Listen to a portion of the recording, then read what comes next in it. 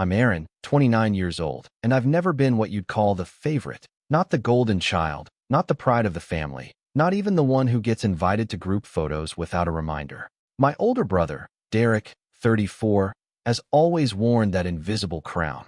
The successful one, the married one, the one who gave my parents grandkids, which apparently makes him the only person in our bloodline who counts anymore. I used to brush it off. I told myself I was just the quieter one, more independent, the black sheep, in the charming, misunderstood way. But it wasn't charming. And it stopped being tolerable the moment my parents made it clear, financially and emotionally, that I was just a bonus character in a story where Derek was the star. I didn't expect anything when my grandfather died. That man was a ghost for most of my life, some mysterious old figure who lived 3 states away and sent the same birthday card every year, a generic best wishes with a crisp $20 bill inside. But apparently, he had been paying attention. He'd seen what I didn't even know he was watching. The Christmases where I was handed socks while Derek's kids tore open drones and tablets. The Thanksgivings where I carved the turkey, cleaned the dishes, and still sat at the kids' table while Derek gave toasts about family values. The birthdays forgotten. The calls never returned. The years I spent building my own life from scratch, working 2 jobs in my early 20s, getting a degree online, skipping holidays because I couldn't afford the gas to drive home, while Derek got help in the form of loans that were never expected to be paid back. My grandfather noticed all of it, and in the end, he left me something I didn't even know existed, a sizable inheritance. The call came on a Tuesday. I was in the middle of making lunch. Nothing fancy, just eggs and toast, and my mom called out of the blue. "No, how are you?" No small talk. Just, "So your grandfather's attorney called. You're getting a pretty big check." I blinked. Literally didn't know how to respond. "Wait, what?" I said, half laughing. I thought she was joking. My mom doesn't joke. "He left you the house," she said, like it tasted sour in her mouth. "And the investment account. Derek's only getting the boat." That was it. That was the beginning. I could almost hear the storm clouds forming through the silence on the other end of the line. She didn't congratulate me. Didn't ask how I felt. Just this flat, cold pause. Then, "You know your brother could use that money more than you. He has kids, Aaron." It wasn't even subtle. That line haunted me for days. He has kids. As if that fact alone invalidated everything I'd done to get where I was. As if being single, child-free, and living in a modest 1-bedroom apartment disqualified me from receiving kindness or fairness. I didn't even know how much the inheritance was at that point. I hadn't called the attorney yet. But she had, clearly. And so had Derek. Because 2 days later, I got a text from him. No greeting. No preamble. "You know you owe this to me, right?" I stared at the screen. I must have reread it 20 times. Owe him? Owe him what? The money my grandfather left to me? I was still trying to wrap my head around the fact that I even had an inheritance at all, and now I was supposed to feel guilty about it? I didn't reply. Not because I didn't have anything to say, but because I didn't trust myself not to explode. I finally called the lawyer that Friday. His name was Thomas Gerber, and he sounded exactly like someone named Thomas Gerber would sound. Measured, polite, slightly tired of human interaction. He confirmed everything my mother had said. The house, fully paid off and located in a quiet suburb an hour outside the city, was mine, along with an investment account worth just under $320,000. Derek, on the other hand, got the family boat, which was apparently worth around $50,000. A generous gift, but not life-changing. Thomas explained it gently, like he expected me to react badly. But I was too stunned to be anything but quiet. I hadn't talked to my grandfather in almost 5 years, and yet he'd left me this. Not because I was the favorite, but because, as the letter he'd written made clear, he wanted to even the scales a bit.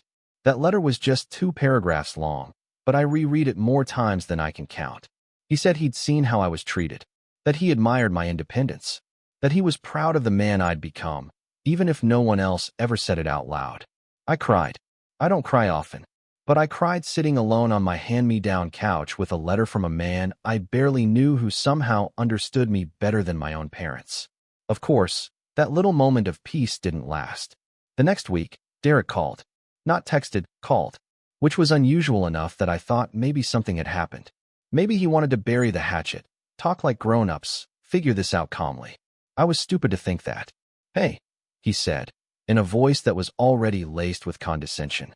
I assume you've processed everything by now. I didn't know what he meant by processed, so I stayed quiet. He continued, Look, I'm not trying to be a jerk, all right? But come on, man. You don't need all that. You're single. No kids. No mortgage. I mean, what are you even going to do with it? I blinked again. These people really loved reminding me I had no children. I don't think that matters, I said. Grandpa left it to me. That's it. There was a pause. Then he laughed, this short, ugly sound that sounded more like a scoff. You know you're not being fair, right? I have 3 kids.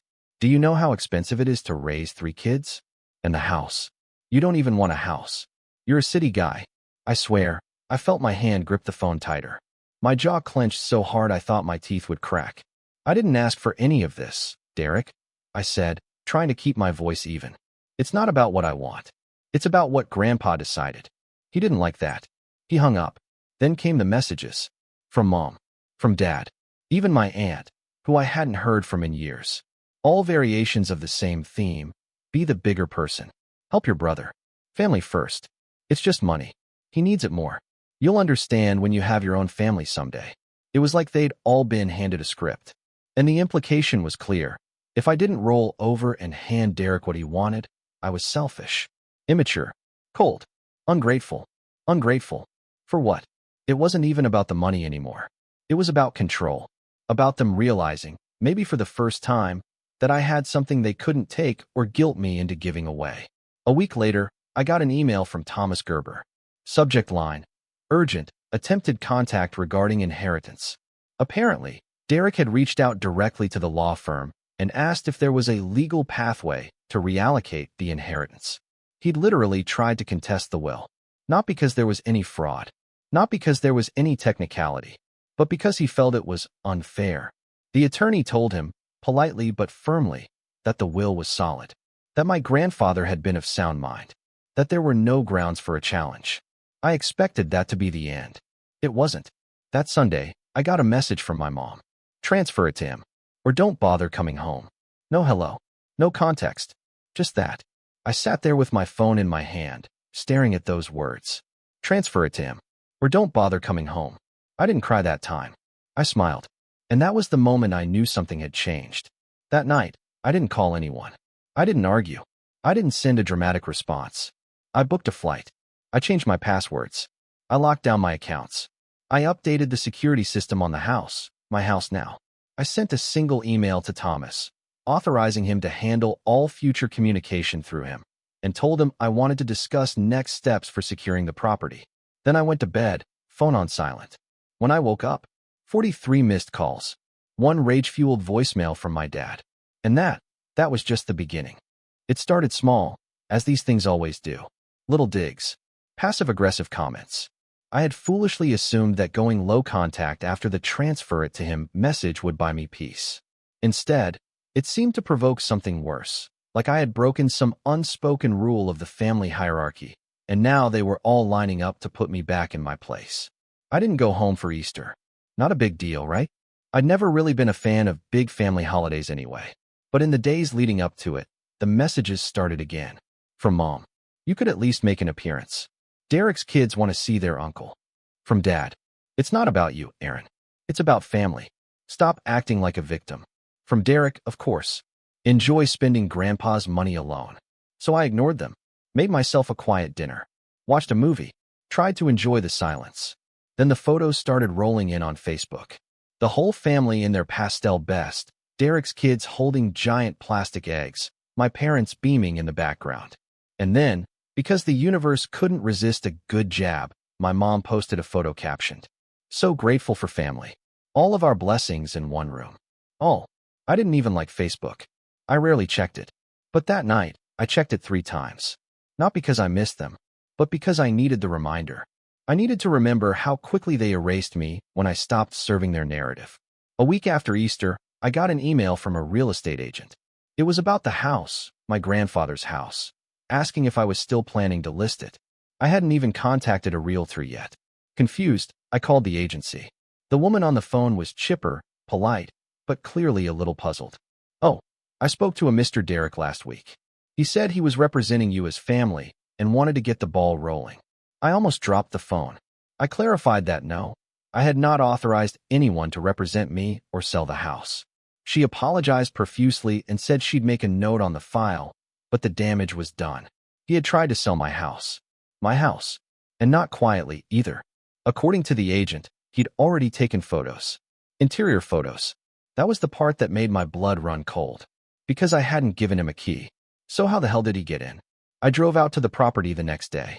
It was a quiet Wednesday morning, and I made the hour-long trip with a pit in my stomach.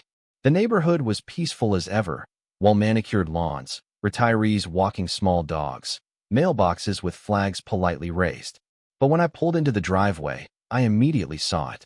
The lockbox. A chunky black realtor lockbox hanging from the doorknob. He'd changed the damn locks. I stood there for a full minute, just staring. My own house. My inheritance. The only thing that had ever been mine. And he had waltzed in and claimed it like it was nothing. Rage doesn't come in a flash, like movies show. Not always. Sometimes it comes in waves. Slow, creeping, unrelenting. I didn't scream. I didn't punch anything. I just pulled out my phone and took pictures. Of the lockbox. The exterior. The mailbox with my name on it. I walked the perimeter and filmed a slow video. Then I drove straight to the police station. It was the first time I said it out loud, to someone official. I think my brother broke into my house. The officer was surprisingly sympathetic.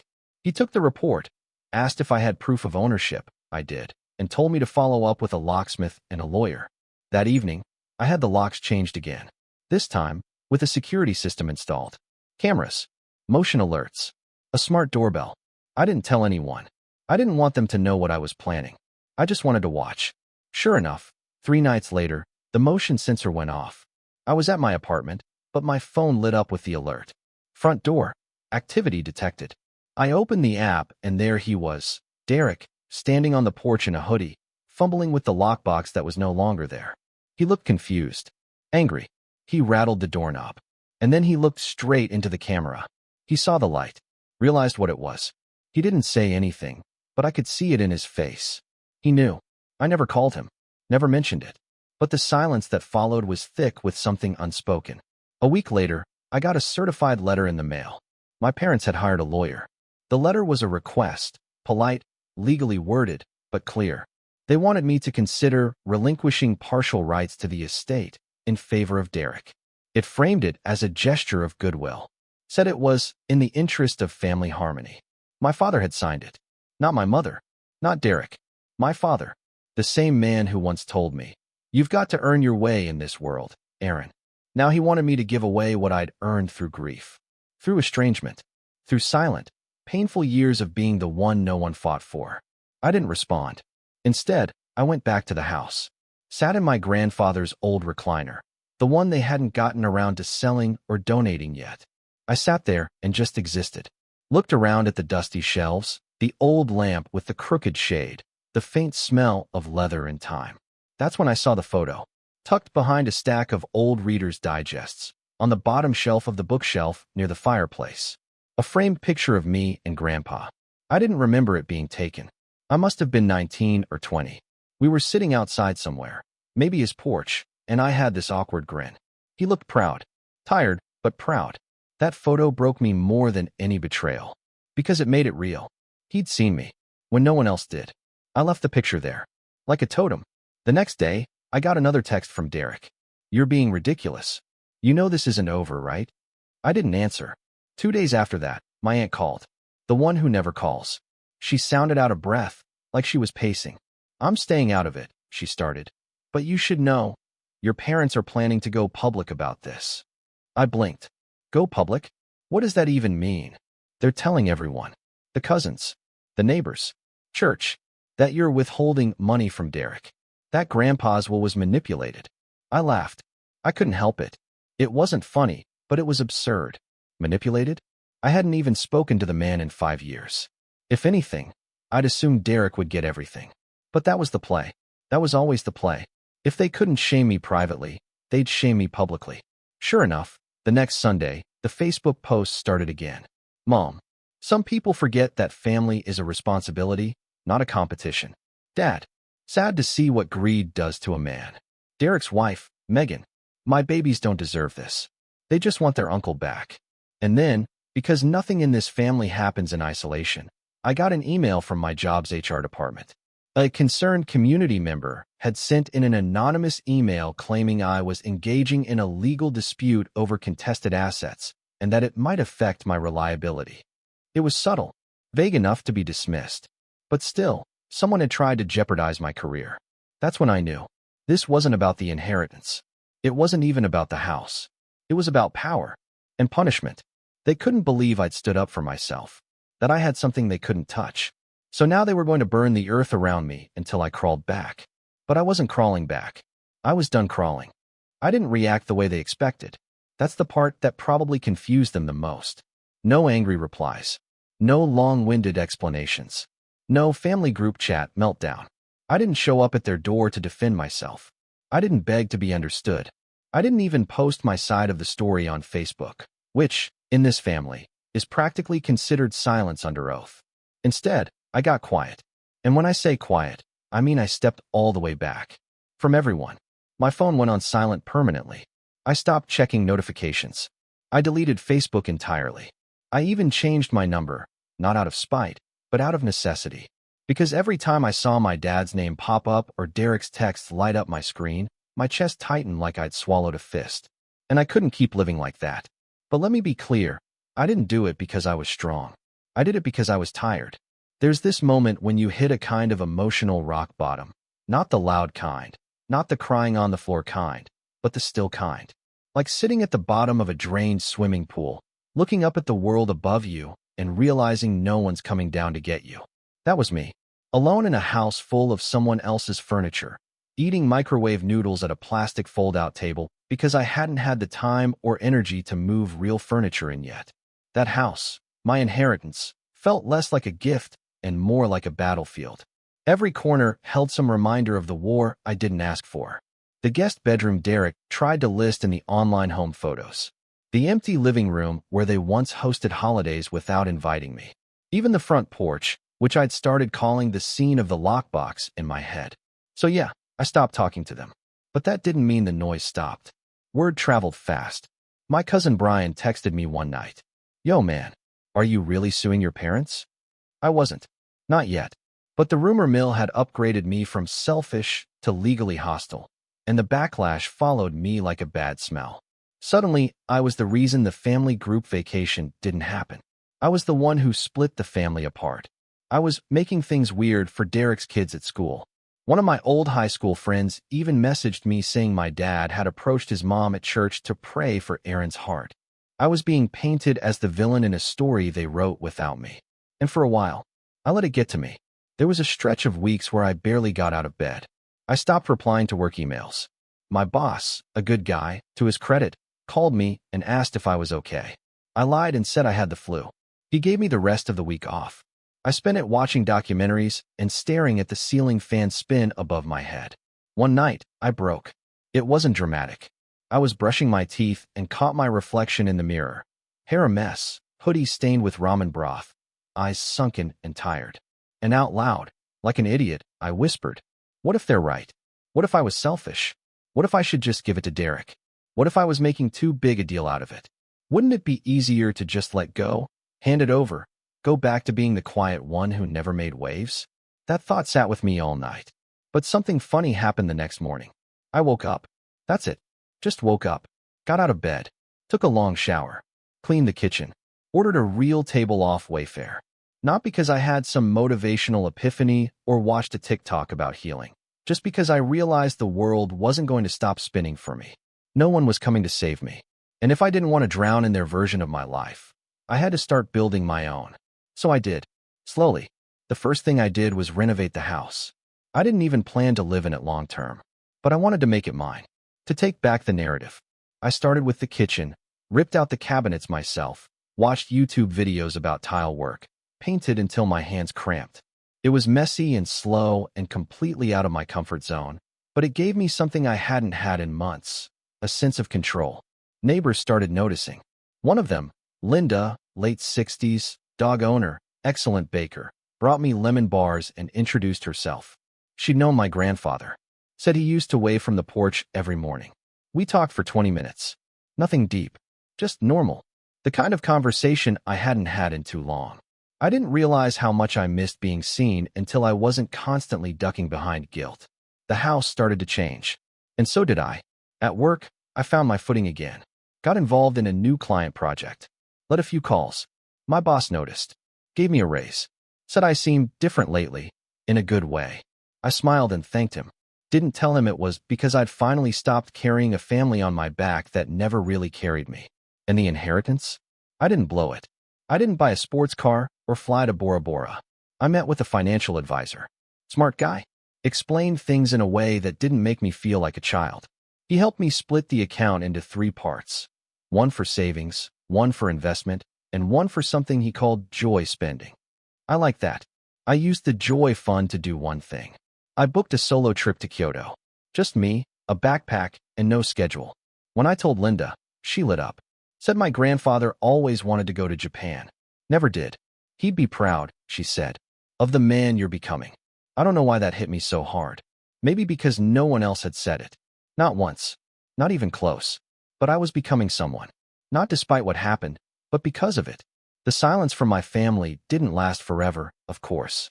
After a few months of quiet, the messages started again. But this time different. Derek messaged me on WhatsApp, of all things.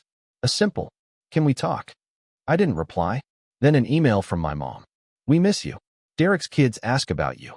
Still no mention of the house, or the will, or the threats. Just this vague, guilt-drenched attempt to reel me back in. I sat with it for a while. Wondered if I should respond.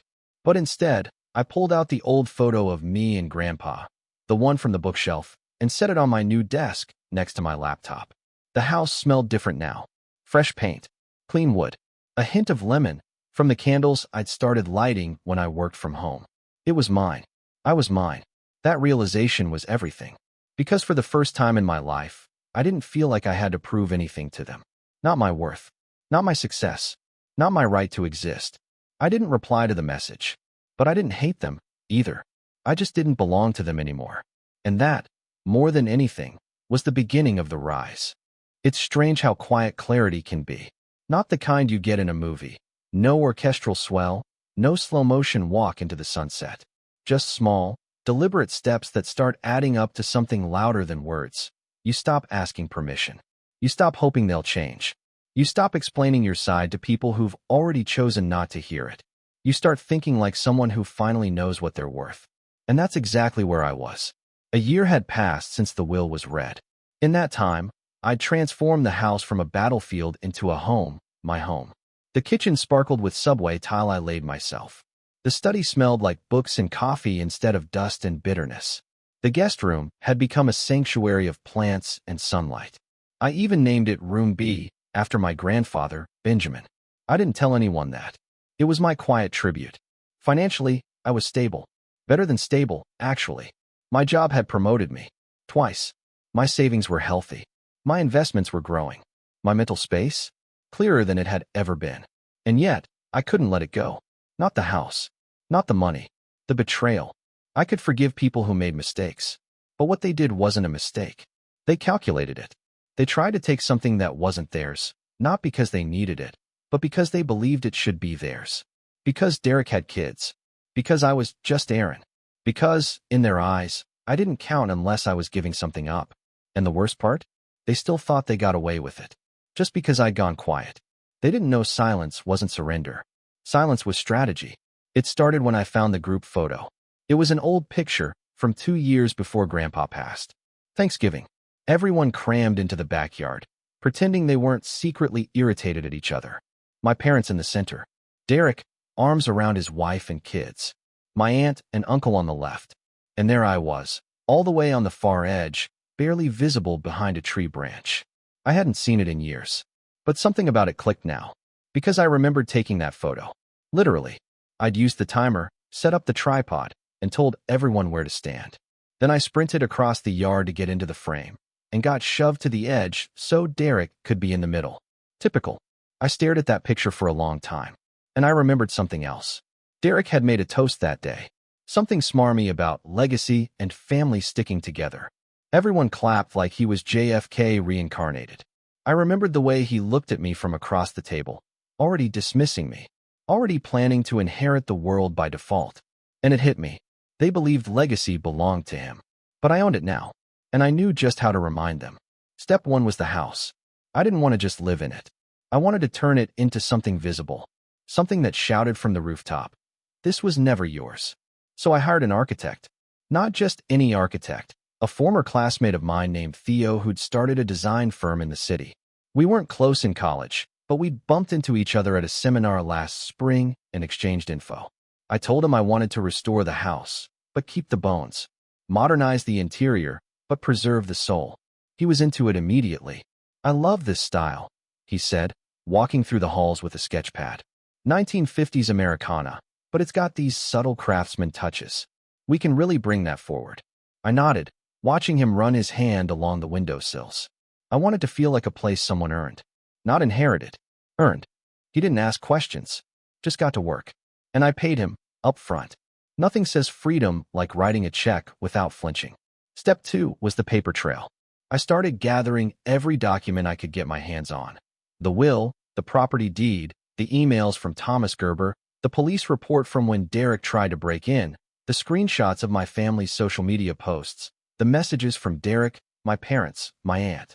I organized them into a digital folder with tabs labeled legal, emotional abuse, property dispute, public slander, online harassment.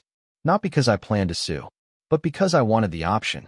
Because power isn't just about money or revenge. It's about leverage. And when you've spent your whole life being the one they thought would never fight back, nothing terrifies them more than realizing you've been documenting everything. Step 3, I started asking questions.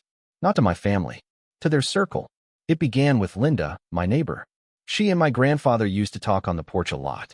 She remembered things. "Did you know Derek tried to sell this house?" I asked her casually one afternoon as we drank iced tea in her backyard. Her eyes went wide. "He what?" "Yeah," I said. "Had a realtor here and everything. Before the will was even fully executed." She blinked. "Your grandfather would have, well, he'd be livid." "He kind of was," I said, smiling faintly. Posthumously. We laughed, but the gears in my head were turning. I started reaching out to people who'd known my grandfather. His church friends. His old fishing buddy. The guy at the hardware store who sold him birdseed every spring. They all remembered me. Some vaguely. Some more fondly than I expected. One woman, Mrs. Palmer, an old friend of his from Sunday choir, told me something that chilled me. "He once told me," she said over the phone, "that he was worried your family would eat you alive if he didn't intervene." I swallowed hard. She continued. "He said, Aaron's good. Not loud, but good. And good men get steamrolled if no one steps in." That was the moment I knew. This wasn't just my fight. This was my responsibility. To honor what he tried to protect. So I started writing. It wasn't a revenge letter. It wasn't even for them. It was for me. I wrote down everything they'd ever said to make me feel smaller. Every time I was made to feel like a burden. Every gift Derek got that I didn't. Every chore I did while they watched TV. Every family gathering where I was the afterthought. Every moment I let them make me question if I was worth loving. And then I wrote down everything I'd done despite them. Got my degree. Held down 2 jobs at once. Paid off my debt. Bought my first car. Got promoted. Traveled alone. Rebuilt a house from the ground up. It was a long list. Longer than I expected. And at the bottom, I wrote, "I will no longer apologize for who I had to become to survive the people who refused to see me." I folded that list and tucked it into the drawer next to my bed. Not because I needed to look at it, but because one day they might. And when they did, I wanted them to know I remembered everything. The final step of the setup came almost by accident. Theo had finished the blueprints. The permits were filed. The renovations were underway. And as I was walking through the house with him, admiring the early changes, he said something that stuck. "You know," he said, running his hand along the new stair banister, "this place has history. If it were mine, I'd name it." I raised an eyebrow. "Name it?" "Sure," he shrugged. "People name properties all the time. Especially homes with legacy. You've got something special here." That night, I sat in the living room, my living room, staring at the fireplace. And then it came to me.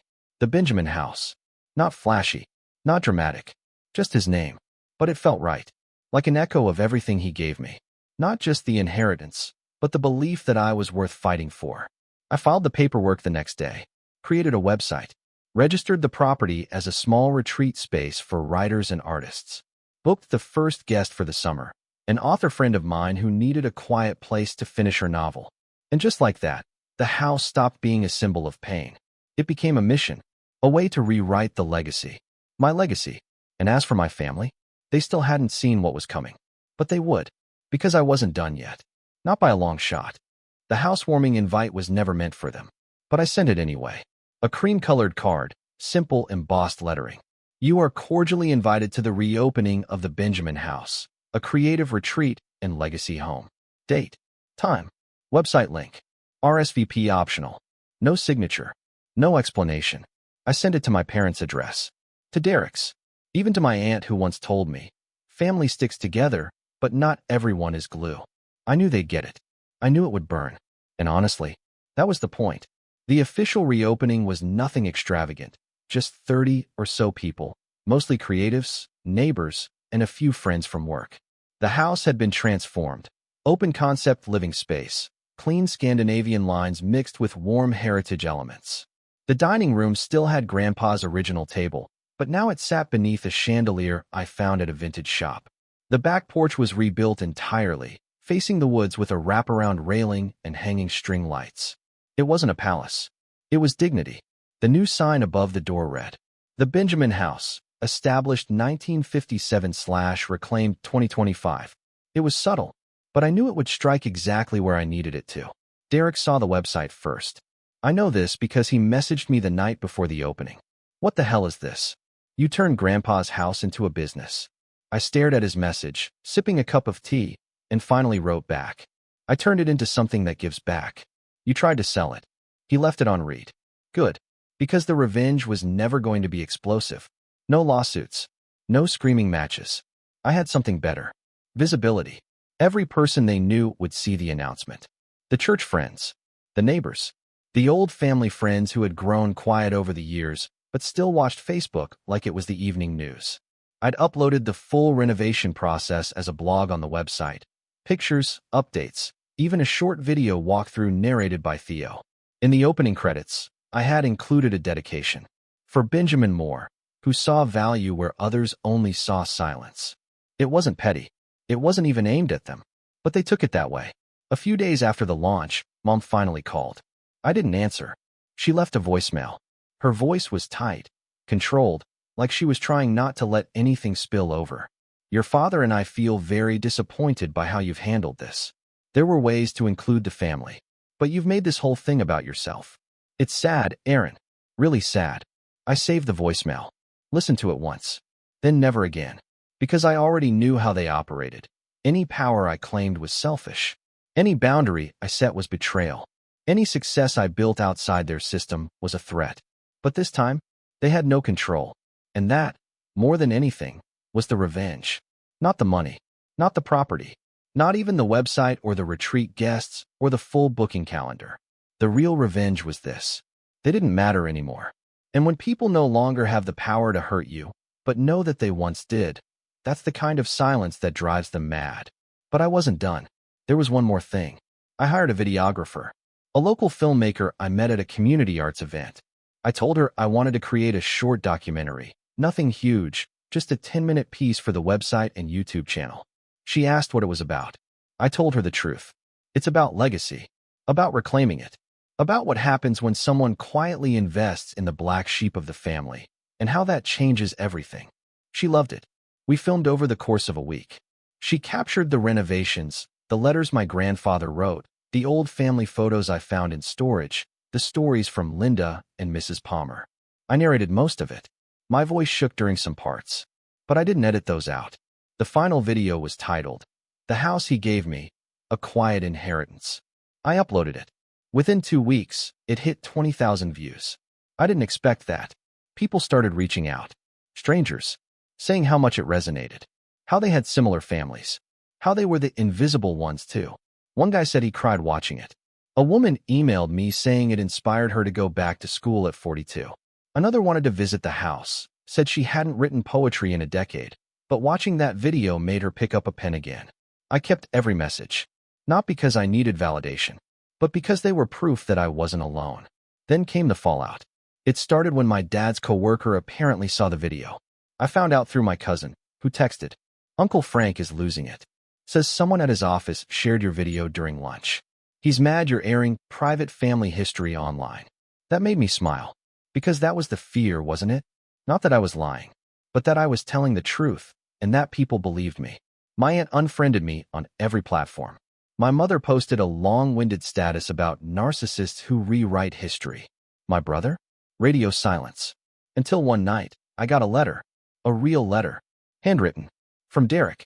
It was 2 pages long. The first half was anger disguised as diplomacy. He said I misrepresented him. That he never meant to take anything from me. That he was just trying to protect the family legacy. And then, near the end, the tone changed. It got quiet. He wrote, "I don't know why Grandpa chose you.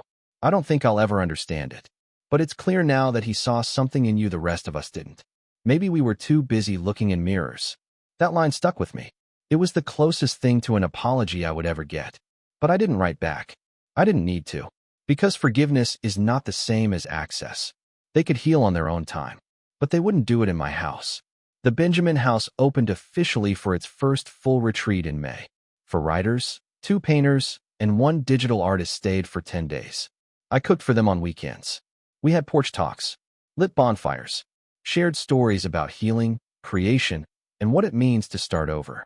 One night, a writer from Vermont told me, "This place feels like it was built by someone who knows what it's like to not be heard." I smiled. "I do."